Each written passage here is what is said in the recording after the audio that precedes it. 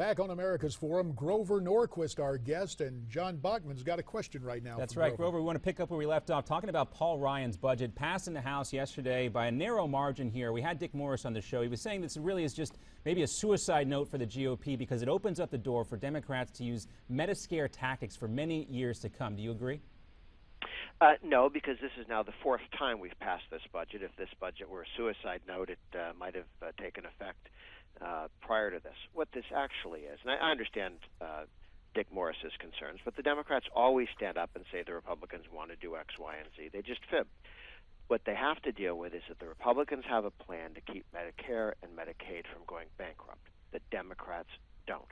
If we pass the Ryan plan through a Senate and a president, which will require two elections, one where the Republicans take the Senate in 2014, one where they get the presidency, we'll be able to turn the country around and have programs that are self-sustaining. Right now, all of these entitlements that politicians like to create and spin off all bankrupt the country. They're not something that can be sustained. And this tension, Grover, continues to be symptomatic of the tension in the House Republican Conference. This morning, Newsmax.com, quoting the National Journal story, that about 50 to 60 House conservatives are ready to give John Boehner the boot, put pressure on him to essentially resign before November. Is that going to come to fruition?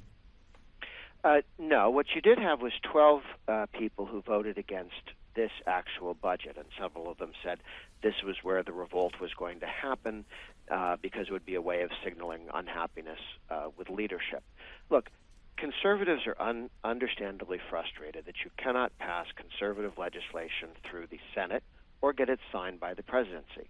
To be angry at Boehner and the House Republicans, who just passed the most radical, fundamental, limited government budget in the history of the United States, given where we are today, our problem's not the House. Our problem is a left-wing Senate and a left-wing president, and to lose focus on what we need to change is self-destructive and silly. We need a different president, a different Senate. If they would simply pass the House agenda, I think part of it comes from one concern I have is that the establishment media does not tell people of the very good pro-growth, pro-jobs pieces of legislation that have passed the Republican House over and over again. And Grover, we'll leave it there. The House passes those things. They die in the Senate. That's part of the frustration. Grover Norquist, we thank you very much for your time. Look forward to you joining us again soon.